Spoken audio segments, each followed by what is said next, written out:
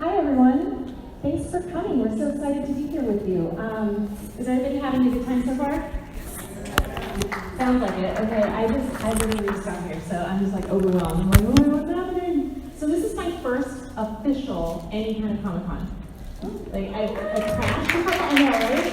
I crashed a couple and on accident, and but this is my first official. So my first official, and I also get to moderate a panel with these incredible creatives.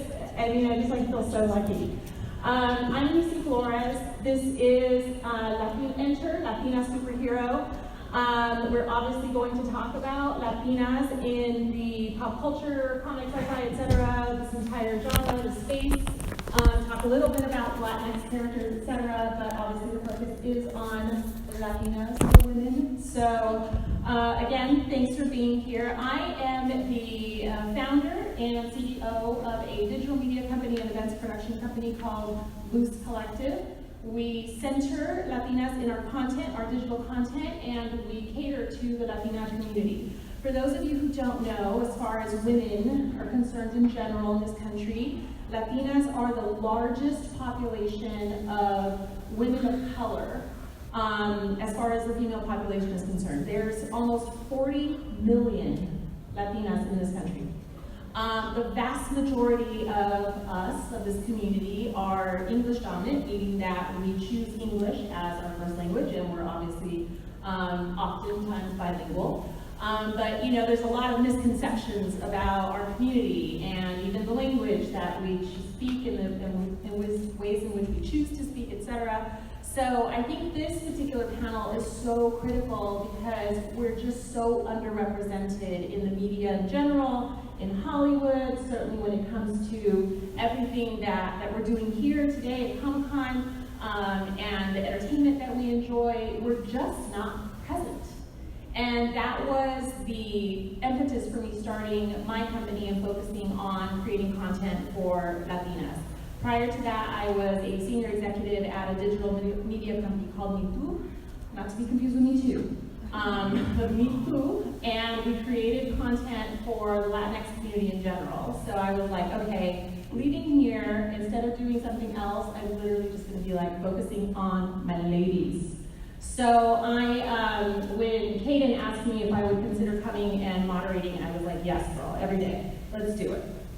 Even though I don't consider myself obviously an expert, as I've already shared with you. So that being said, I am going to introduce the panel. I am not going to go into any deep bio details. I'm literally just going to kind of tell you who they are, and we're going to hop right into it because the value is not in me talking to you. The value is in having conversation and comments from those who know this best. So that being said, we have Kayden Phoenix. Kayden is part of the reason why we're all here. She helped organize this panel and helped and I can tell you that in and of itself is really, really important and significant because how often, for those of you who have been to other Comic-Cons and other conventions, have been to a panel, but just by show of hand, how many of you have been to a panel that's focused on the Latino community? Yeah, 2, 3. So that's crazy, right? Considering the enormity of this community and how important it is to learn about other identities and cultures, and I mean that's what this is, right? It's about just like that identity and those things that speak to you and cultures and the ways in which we're different but also unique and the ways in which we share experiences. I mean, you know, and to not have us represented is just such a disservice to all of us.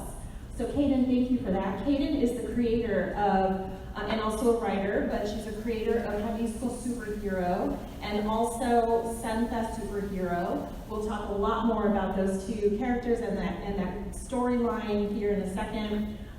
Second, I'm going to introduce, next to her is Amanda Julina, or Amanda Julina. She is an animator and a voice actor, and she's also a tenor singer. Oh, yeah. Right? Is that right? Done for that, yeah. Okay, all right.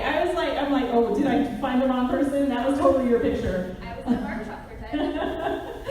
Which I thought was so cool, right? It's like, That's what I love about doing these kinds of panels, is that you end up finding out so many interesting little tidbits about people.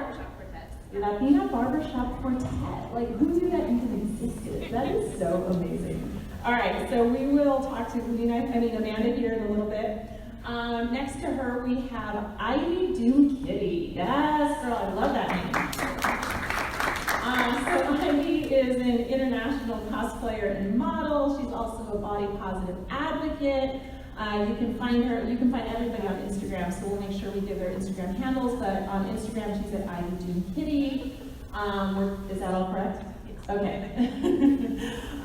So we're definitely going to get into your whole backstory, which is really interesting, so I'll just leave it there. Next to Ivy, we have Alvaro Rodriguez, who is the co-creator of, and I'm going through this quickly because again, I want to get into the conversation. The co-creator of SEIS MANOS, which is an animated series. Has it launched on Netflix yet? October, launches on Netflix in October. I'll let him talk about the storyline, but it's set in Mexico, in a fictional Mexico City, with these three brothers. Three siblings. Yeah, we'll get into all of that, and you can do a much better justice than I'm doing. And then, of course, last but not least, we have Barbra Dillon. Barbra is the editor-in-chief, yes, of FanbasePress.com. We share, I mean, I guess I don't really have a favorite heroine, but definitely, if I would say, who's your favorite heroine, top 5, hers is Katniss Everdeen. We're like, yes, girl. Like, how can you not be a fan of Katniss Everdeen, right? So I love that, and we'll talk a lot about what Fanbase Press is not only does, but the trends that you're noticing, etc. So we'll dig into that. Okay, give a big round of applause for our panel. All right, so 5-person panel sometimes is, we want to make sure that we hear from everyone. So we're going to do brief introductions, not like crazy long, but a couple minutes for each, given that there's 5 of you, and we only have an hour. So we're going to start with you, Kayden. Essentially, just kind of, first and foremost, what are the main projects that you're working on? And 2, how did you get here? Like, what sparked the interest in the thing that you're doing? Okay. So hi, my name is Kayden Phoenix. Can you hear me? Okay, thank you. I'm from East LA, from Boyle Heights. I'm a 3rd generation East LA. And so I grew up, I'd say, wanting Latina superheroes. I grew up with Barbie. I grew up with lots of action movies. Always in movement, always that kind of stuff. But really, so Jalisco is a Latino superhero that has Cocorico, and the blades come out of her dress. Okay, so when I was trying to think of a Latino superhero that is Latina, I thought of my mom. My mom grew up, or I grew up watching my mom dance Cocorico. So I was like, okay, I know that. And for folks who might not know what Cocorico is, describe that very quickly. Traditional dance. Every region in Mexico, every state has their own dances. And so Jalisco is the state of Jalisco, which is where my grandma is from. So that's why I named it Jalisco, because my grandma's from there. And everyone in the story, in the book, in the graphic novel is the one name in my family, which obviously you don't know, but it's, means something to me. And so that is my first superhero that I created. I created the next one, which I'm working on right now, with Amanda Julina. And she is more on the political side. She's a social justice warrior. And she has divine strength. So those are my 2 that I can talk about right now. Jalisco is done, comes out in 2 weeks, September 16th, so 2-3 weeks. And then, so that's Jalisco Santa is being worked on right now. We're just storyboarding right now with Amanda. And really, it's just the need for it. Like, why don't we have a superhero? Why don't we have 5? Why don't we have 20? Like, look at all the white guys we have. Why? It's literally because they're the ones that are creating it. That is it. So why not create our own? And that's how I kind of started.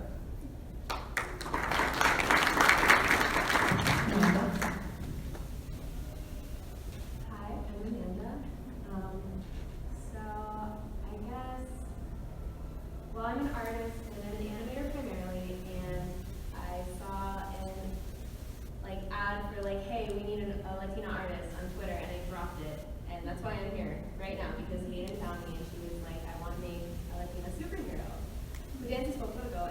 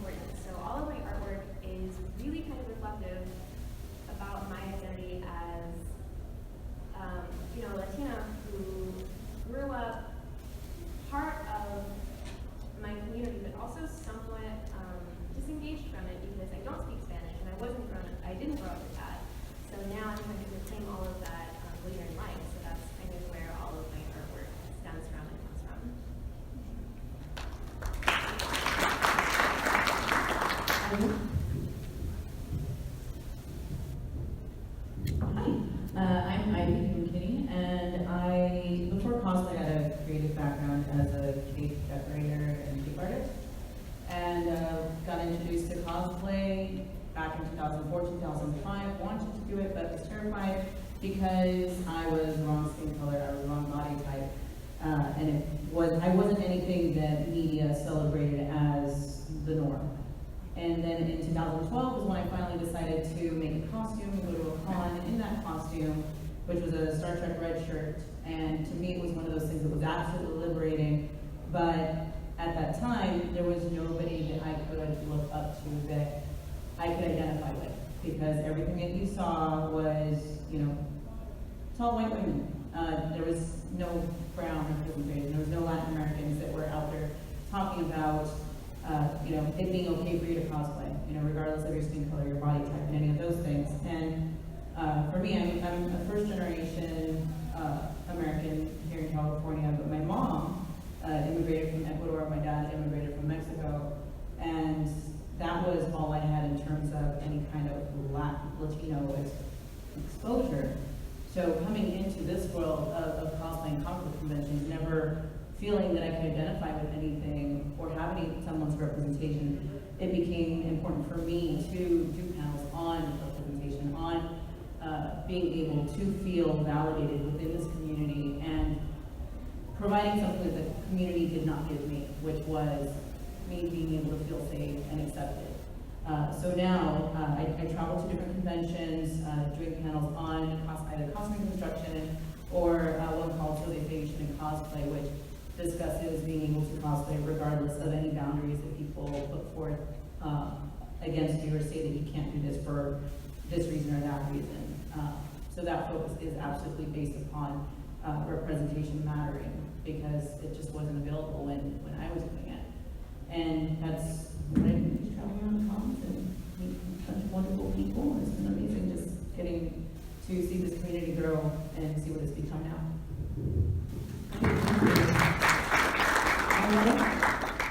Hi, I'm Alvaro. My entry into this space is, with SEIS MANOS. SEIS MANOS is the first animated series that I've been involved with, the co-creator, executive producer for Netflix, in partnership with Viz Media. And, I grew up on the border of Texas and Mexico, in the southern tip of Texas in the Rio Grande Valley. And I also, felt like a little bit of one foot in one world, one foot in the other, and in a lot of ways. And so in coming to SEIS MANOS, a project that I co-created with Barbra Dillon, who is the head of the animation studio, they also do Castlevania for Netflix. And they just got down to doing the Kevin Smith reboot of Masters of the Universe for Netflix. It was important to me to bring all of my sort of knowledge base and background and stuff to create these characters. So SEIS MANOS I describe as Machete meets Kill Bill on Civicoco. And it's like a grindhouse mashup, 1970s blaxploitation, Latina superhero, all kinds of things rolled into one. It's about 3 children who were orphaned in the beginning of cartel violence in Mexico in the early 70s, and are raised by an old Chinese man who's been hiding out in Mexico for decades. And when something bad happens, they go up against the cartel to figure out how they're going to avenge the bad thing that happened. So we have 8 episodes, the first season that will be out in October. Got posters if anybody wants them. The main Latina character in that story is Isabella, and she's the anchor of the three main characters. So as the story begins, they're all like late teens, I guess, but she's like the moral center of the story. She's a badass. They've all been taught different forms of kung fu, but she's I would say the most like the moral center. She's the most reflective. She's the most she's the most passionate, but she's also the most thoughtful. And in developing that character and writing that character, she's also paired up with another, I think of as the Latina superhero character, Officer Garcia. And the interesting thing about that character is that was originally a male character in the first versions of the story, an older male character, Officer Garcia, and then became a much younger, different kind of character when we decided to, change the gender of the character. It was more than just like let's just add another female character. It was really growing space where the story was headed. So it's been an incredible ride so far, and we're hoping that people will respond to the show in with the same sort of enthusiasm that we had when we were making it. Great. Hi, I'm Barbra Dillon. I'm the editor-in-chief of Fanbase Press, and for those who may be unfamiliar, Fanbase Press is a comic book publisher. We publish comics and graphic novels for all age groups, all interests, all genres. But what's really important to us is that we also help other creators. So we have a staff all across the country, and for the last almost 10 years now, we have also supported other creators through daily reviews, interviews, and their podcast network. So we like to say that we celebrate fandoms and create new ones. But for us as storytellers, it's very, very important that every new comic or graphic novel that we take on has characters that are impactful to the readers, and also with themes and storylines that resonate with readers. So when we found QUINCE, and when one of our creators brought the story to us, we immediately fell in love. So QUINCE is about a teenager who gets superpowers on her quinceañera, but she only has them for the year that she's 15. So we started this as a digital-first comic, and in sticking with the QUINCE theme, we did 15 issues in both English and Spanish, and the whole collected English language version is available in print now as well.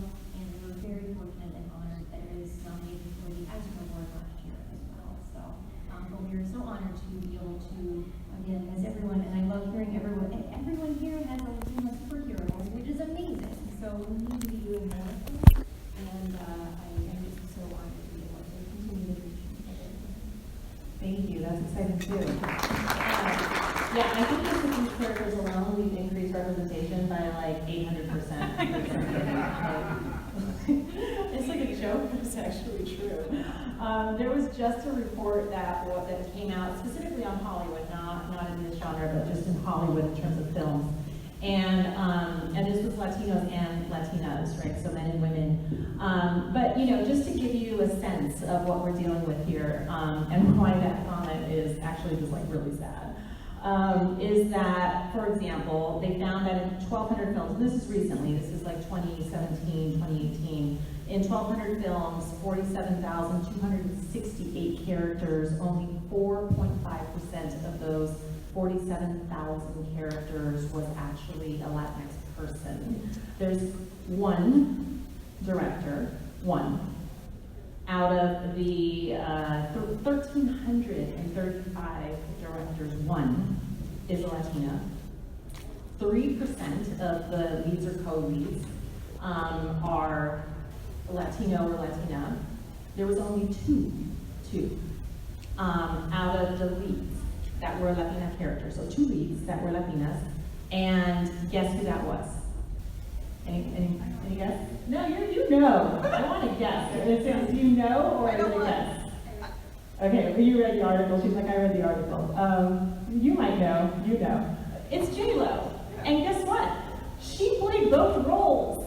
So it wasn't even 2 people. It was 1 person that did the 2 leads. In the entire universe, right? It's crazy. The Latino community also happens to spend, out of the 1.7 trillion purchasing power that they have, they purchase 23% of those movie tickets.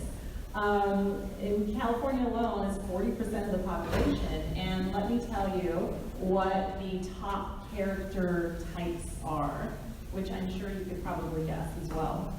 But the top character roles are criminals, they're low income, they're immigrant, they're religious, they're isolated characters, and they're temperamental and or angry. That's it. Those are when you do a full-on audit of the type of roles that they played, those were the roles. So, this is kind of what we're dealing with, because it's actually worse in this space when it comes to this kind of content. So that being said, everything that you're doing is just so amazing and critical, but you're obviously experiencing the same kind of barriers that these folks are experiencing when they're trying to create characters as well. So let's talk a little bit about that. Because it's not just about the fact that folks aren't creating these characters, it's also about how you enter into the space.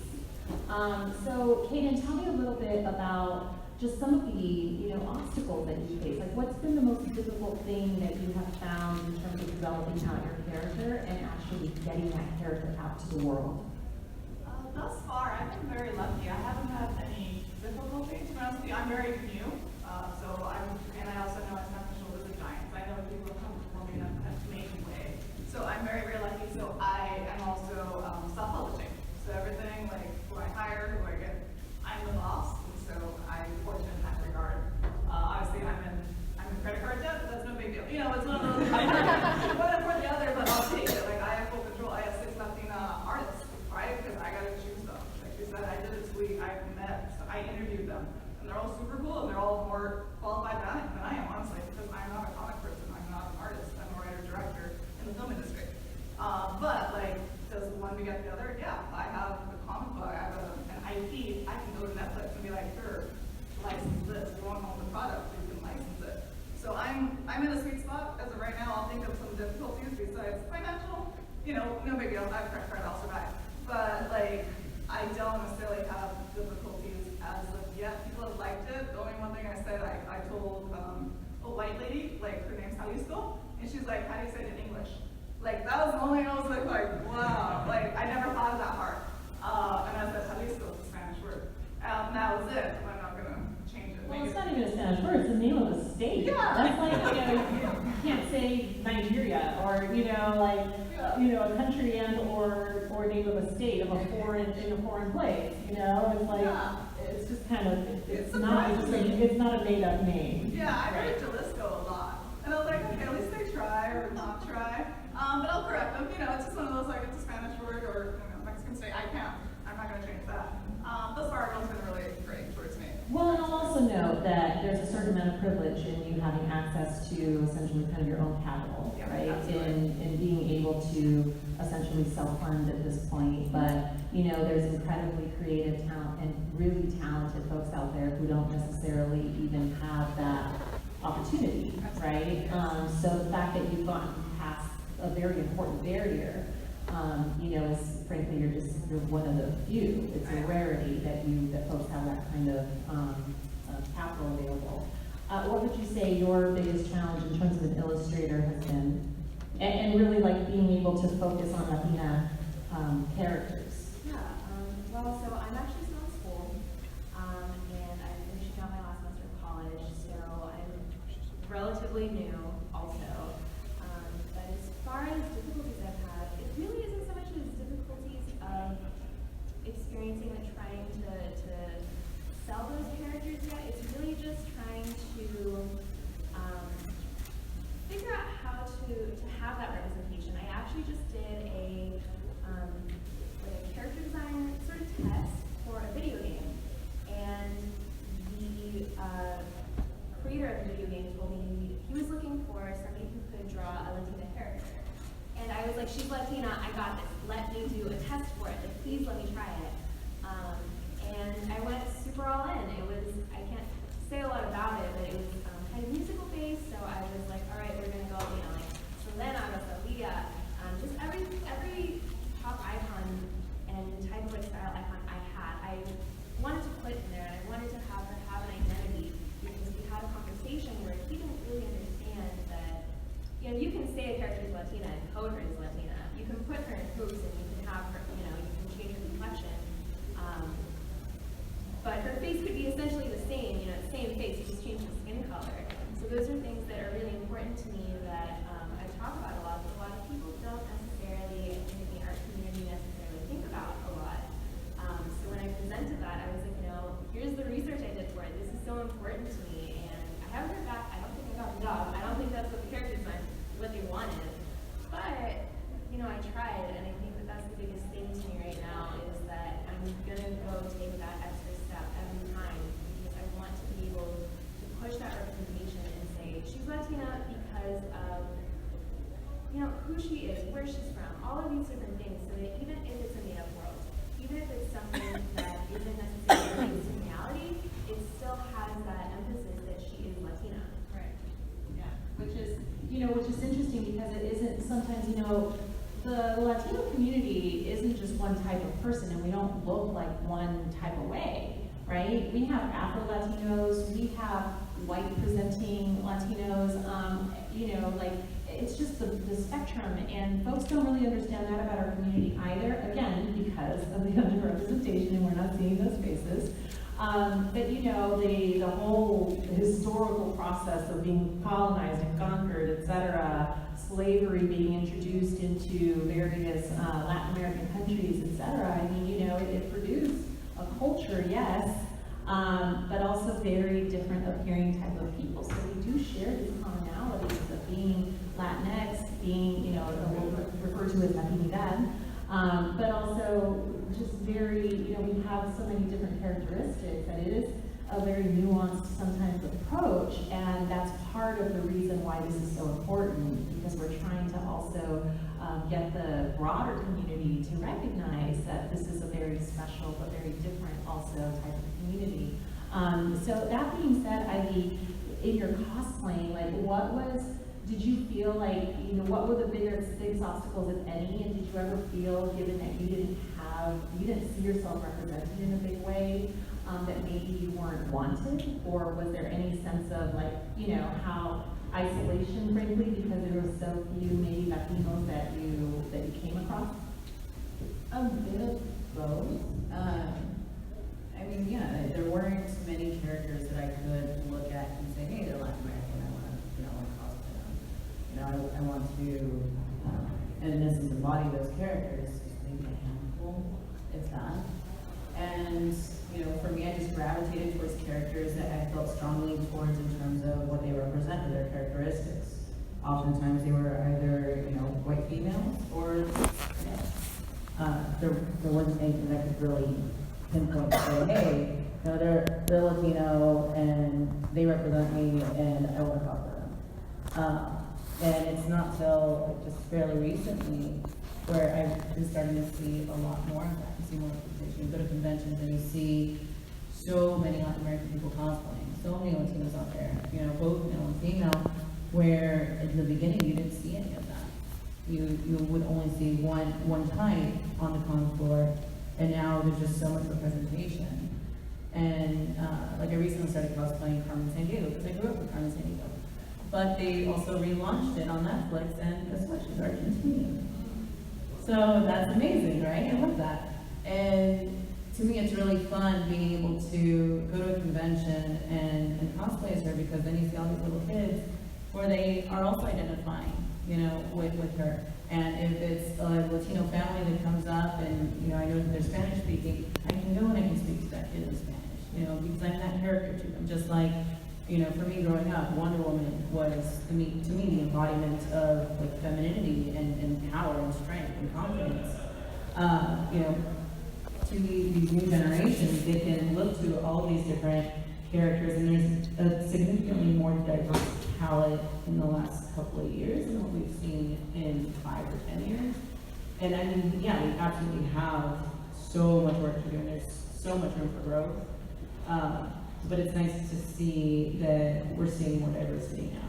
And I just wish I had that when I was starting out. Yeah, do you feel, or have you come across any other people who were drawn to cosplaying, but have felt like they don't belong? Is that, particularly people of color, now, not just Latinas, but people of color now, you know, where it's like, I don't know, maybe that's not for me. Is that like a common thing? Is that a recurring theme? Absolutely. One of my panels that I do focuses on that. You know, so, you know, cosplaying and diversification of cosplay, or, you know, being a person of color and cosplaying all these different characters, where you don't see that representation, or you don't see someone that you can identify with.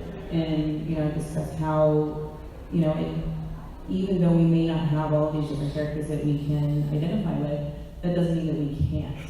You know, if we're going to cosplay as this character, you don't necessarily have to be the Latino version of this or the Black version of that. You're that character. You own that character, and that is your character.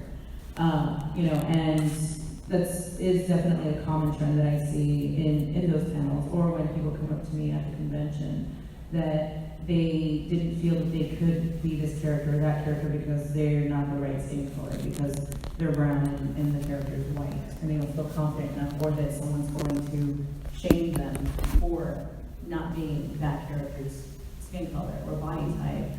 So the one thing I've noticed since I started cosplaying and doing panels that focus on those things is that more women, specifically more women, feel empowered to be able to cosplay as these different characters. They feel confident being those characters, not feeling ashamed or fear to be these different characters because they see a Latina that's just saying, you know what, to hell with everything and screw it, and you can just do it. You can be these different characters and you can embody all these characters and own them.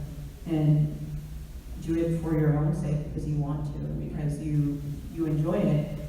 And it's just really nice to see that the climate has been changing on the side of cosplay with that, where you're starting to see more of that, where I didn't have it at the beginning. And now seeing people of color doing panels on diversification. So you're seeing that message being pulled all over different parts of the community into different conventions, and the face of cosplay is absolutely changing to where it's definitely a diverse color palette now. Yeah. Well, and I always, being on the media side, it's just incredible to me how I just don't understand how some of these creators and the distributors and publishers, etc., like, I just literally don't get it. I'm like, this isn't just about doing right by these communities, it's also about making a bunch of money. Because, like, why would you just kind of leave that on the table, knowing that there's all these communities that would be interested, that want to do this, and yet you're not helping to give them an entryway. By the way, I just didn't know, I never knew that Carmen Sandiego wasn't a Latina, so I guess I just adopted her all these years on accident. But to me, she's always been Latina, so okay. Alvaro, what was your biggest challenge, just kind of breaking into the scene with these characters? I mean, we also had the challenge at the beginning was when we first developed the project, I think 4 years ago, we started going around and pitched to different companies and talked to different people, and, there were definitely people who said, this isn't anime, and it's like, anime is Japanese, this is not anime. No, it's Mexican anime.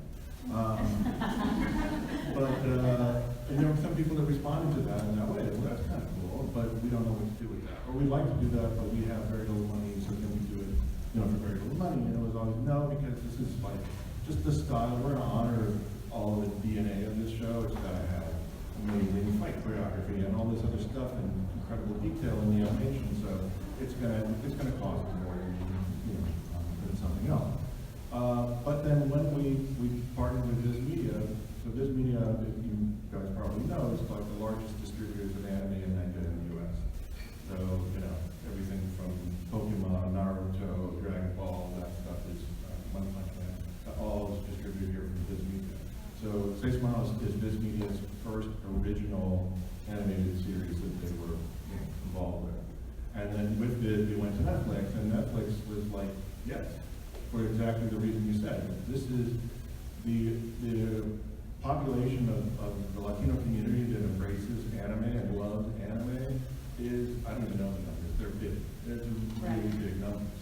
And so doing something that speaks specifically to that audience in a way, I mean, you talk about characters, and I'm going to show you real quick if I have it here. But this is SEIS MANOS. Wow, so cool. And so you'll see, this is an entirely Latinx cast, Is Isabella in there? Isabella is in here. This is Isabella right here. Nice. Right, Front this center, is yes. Officer Garcia. This is Brister, who's a African-American DEA agent on the south of the border. And this is Silencio. And this is Ubalde, who's voiced by Kayden Phoenix. Jesus Silencio doesn't speak. Jesus is voiced by Johnny Cruz, who's from who's Lucio on Overwatch. Isabella is Aislinn Derbez, who her father's Eugenio Derbez, who I'm sure you know. Oh, nice. And she's on another Netflix series called Casa de los Flores. Oh, yeah. Officer Garcia is Angelica Valle, the original Letty Lavea. Brister is Mike Coulter, who's Luke Cage on Netflix. Danny Trejo, and then Big Chow is Chew. Who else? I feel like we buried the lead here. We should have just opened up with this. Like, No, it's, when does this launch again? First week of October, I think. Yeah. So, but again, there's a majority minority cast and a majority minority crew. So much of the anime community, the animators are Latina, and so it was just, you know, we have one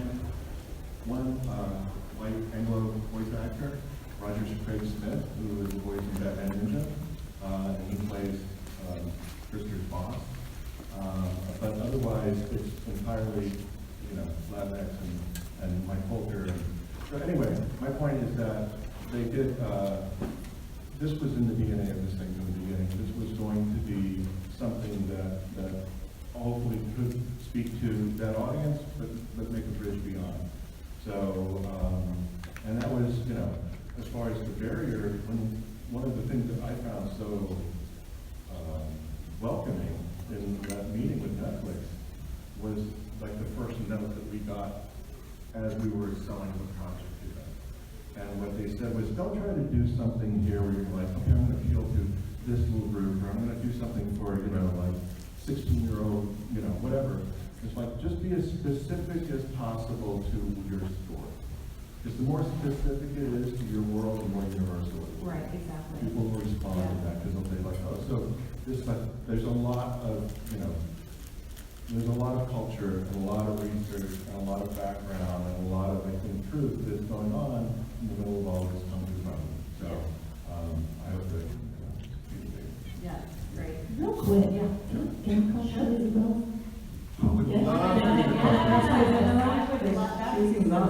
She's really amazing. I want to do it too. There are, if you go online and to YouTube, we've put out 2 clips. We put out the first, I guess, like 6 minutes of the first episode is out. And then there's also like an action sequence from episode 2 that's out. So if you go to YouTube and look up SEIS MANOS, you'll see that. Amazing. Barbara, in terms, so you know, your world is a little different in that you are helping to amplify a lot of this work, and you help to amplify QUINCE, which is an incredible story. But in terms of the general landscape, like, what do you feel, like, kind of from that outsider's perspective almost?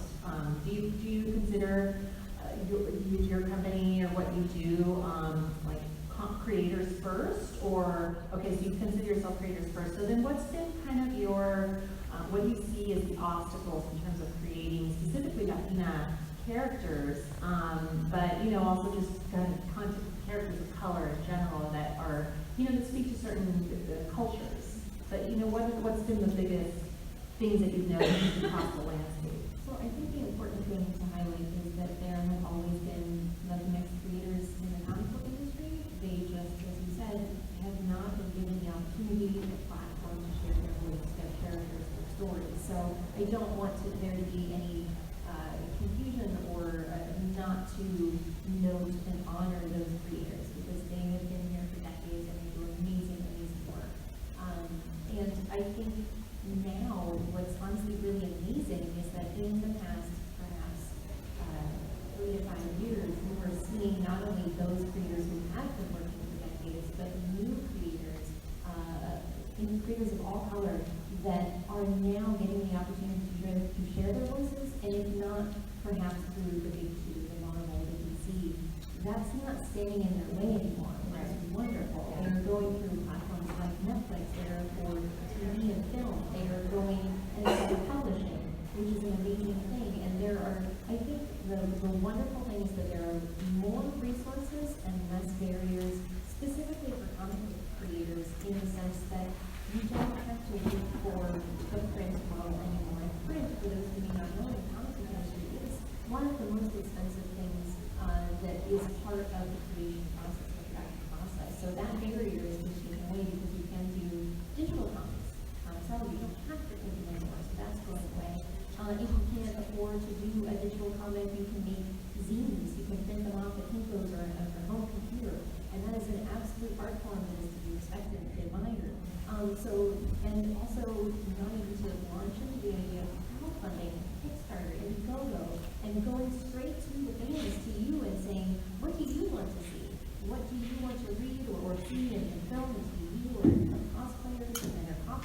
So I think that there are so many resources. That is not to say that you're really where you really need to be, but I think it's important to know that the opportunities are there now for us to take advantage of.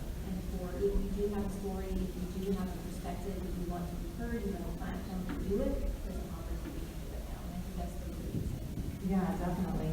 So going into some of these characters a little bit deeper, we only have about 10-ish minutes, so we'll try to get through this quickly. This could have definitely been a way longer panel, by the way. So I feel like we just ran through this time. But since I already have you, Barbara, for the QUINCE character, identity is like such an important concept of all of these, of all characters. And I really love that, Alvaro, you mentioned this concept of, you don't have to develop a character in a stereotypical way in order for that character to be recognized as culturally authentic. So let's get a little bit deeper into some of the characters, to Jalisco and QUINCE. What was the biggest, either not challenge, but also inspiration in terms of how you all came up with the character setting in the quinceañera setting? What was the biggest thing that you wanted to accomplish in telling this character story? Well, to highlight the creative team of this book is Sebastian Kavecik, who is the creator, and it was his family, his heritage that he wanted to base his character, her family, and the entire story on. It was very, very important to him. And so the connection between Lupe, who is our main character, he is her superhero alter ego, and Barbra, their relationship, having a positive relationship, which is funny to say in superhero comics sometimes, but there's a positive family relationship, and no one had to die in order to generate the origin of this character.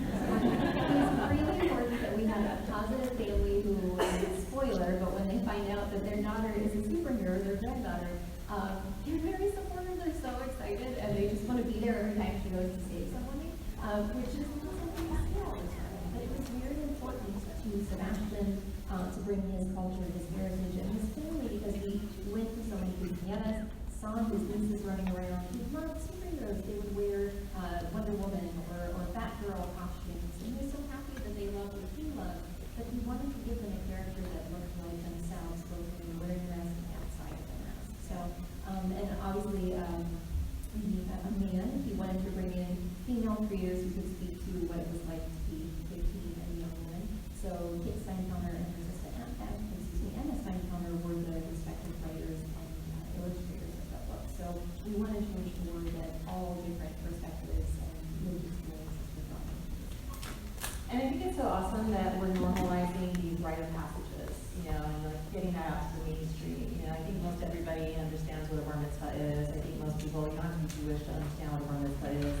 I think everybody understands the concept of a sweet 16.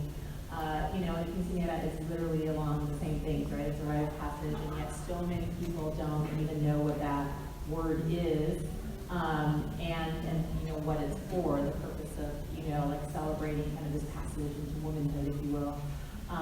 But that's what I think is like really cool, and again, speaks to what I was talking about in terms of saying, like, you don't have to be all out there explaining and setting this entirely in this party setting or whatever, right? You don't have to do that whole thing to put this character out into the world and so people recognize that it's actually about being a character. For Jalisco, Kayden, what was, again, kind of same question, her storyline and paying tribute to her Mexican roots, etc. So I'll just say really quickly before Kayden goes into it that when I first heard about this character, I was like, knives out of a skirt? Yes! Like, where do I get a skirt like that? I mean, it was just like such a badass thing, and like something to think about, because I grew up watching these folklorical ladies, swirling her. I chose the skirt kind of on purpose, and I wish you guys would just do that. But that's the concept, right? So it's like so exciting when you told me about it. Dig a little deeper into that in terms of what were you trying to accomplish specifically with this character? Okay, so someone did have to die for her origin. Makes sense. But really, it's like I said, it's all that I grew up with. It's my culture. It's our history.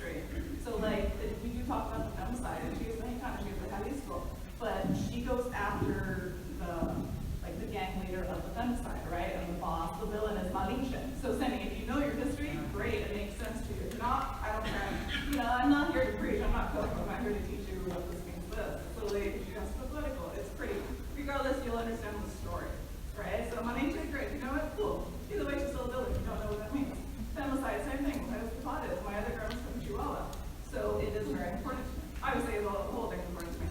But like I told you, like it's my mom's story. Like she dances, she has her blades whipped out, she will like that, and they shoot out as well. You know, so like it is, she's not necessarily a superhero, she does not have superpowers. I would still call her a superhero. Because like think Batman, he has no powers, he's just a rich guy. You know, so it's the same mentality.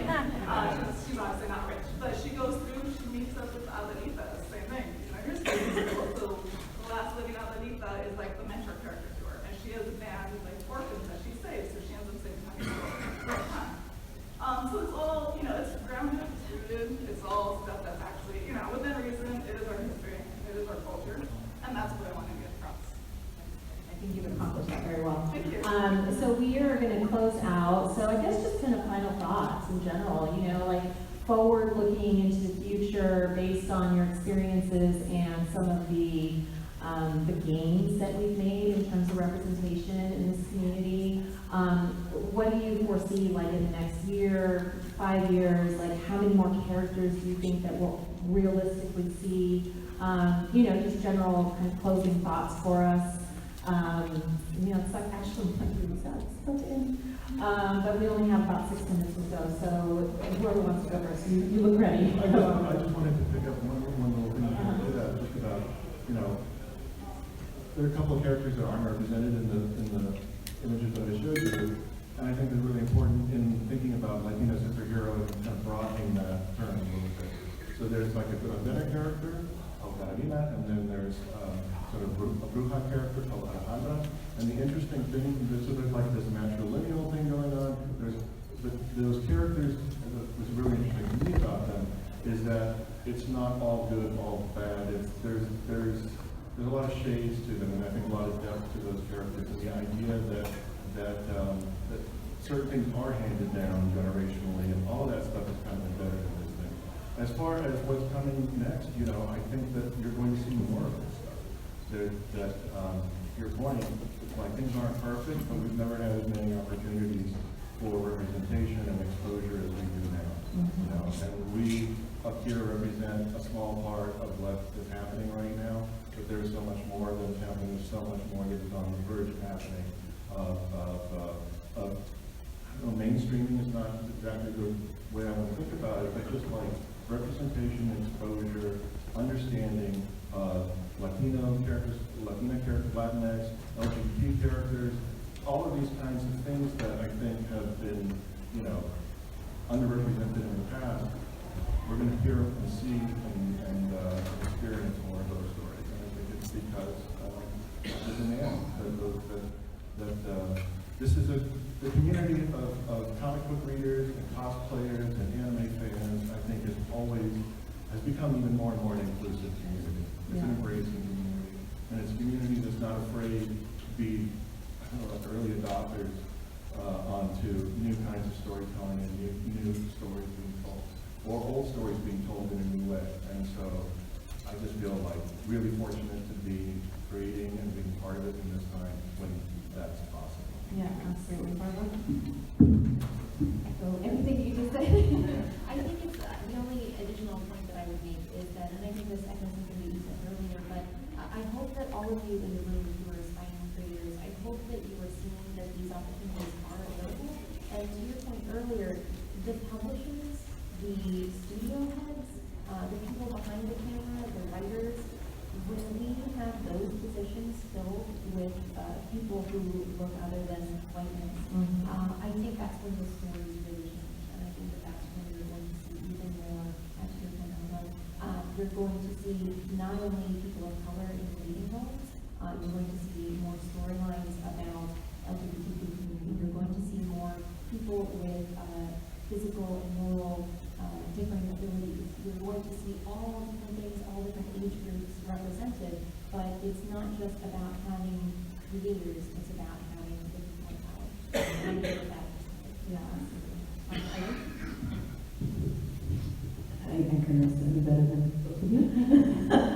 Representation definitely does matter, and just seeing seeing all of these different creatives and seeing their work highlighted and it being put into the forefront, you know, like with you, the Netflix deal, and you as you have the publishing company, you know, all the different things you guys are doing, you create your own projects.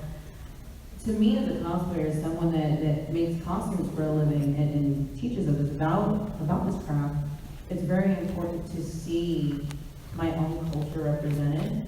And if anything, you guys are creating things that inspire me and inspire my fandom to create things that we can gravitate to, that we can also say, hey, they look like me, I identify with them. And I think that's a really beautiful thing to be able to have and see that showcase now. So honestly, like, it's an honor being here on the panel with you guys, and thank you guys for creating things that I feel like I can identify with and that represents me. Yeah, fantastic, thank you. Just going off of that, I was one of those people who stopped cosplaying because I didn't feel like I was represented and I didn't feel right for it, and I got made fun of for it. And that was something that affected me to the point where I am just in that loop. I want to make characters now, and I'm going to keep making characters now so that people can see it and say, oh, I'm going to cosplay that because that girl looks like me. Yeah. 100. Thank you guys so much for coming. Like, honestly, it's also because of you guys. I had so much support, like, with everyone. And same thing, like I said, I know I stand on the shoulders of giants because people have done things much more than I have. They've hit the walls, you know, in every type of level in media and film, and obviously comic books as well. And so it was also because of you guys, because of your voice, right? Like, we do, like, Golden Ticket or, like, Blackout. It's the same thing where we have numbers for 1 in 4 tickets that were previously said. So it's that, like, it's, you know, it's a supply and demand, like, where it's time for Latina superhero. Marvel got the Eternals with Selma Hayek. America Chavez for Disney Plus is starting with Latina superhero, like, animated series for Disney Plus. You know, same thing, but they had Marvel. America Chavez was like 2 or 3 years ago. They started that, and that's the Blue Plus superhero. So it is coming. I would say it's a little bit slow, but I think we're on a very good push right now, and it is because we have voices. So very nice. Absolutely, thank you. Before we close, I'll just say, if you want to follow anyone, they're all on Instagram. Ivy June Kitty, Barbra.Dillon, but that's BARBRA.Dillon, Alvaro Rodriguez, Amanda Julina, that is with a J, so Amanda Julina, but that's not how you say it. And Kayden Phoenix, and of course the characters, JALISCO Superhero and Santa Superhero, and of course Fanbase Press as well, at Fanbase Press. So you can find all of them on Instagram, of course, all of the other platforms as well. But big round of applause for this incredible panel.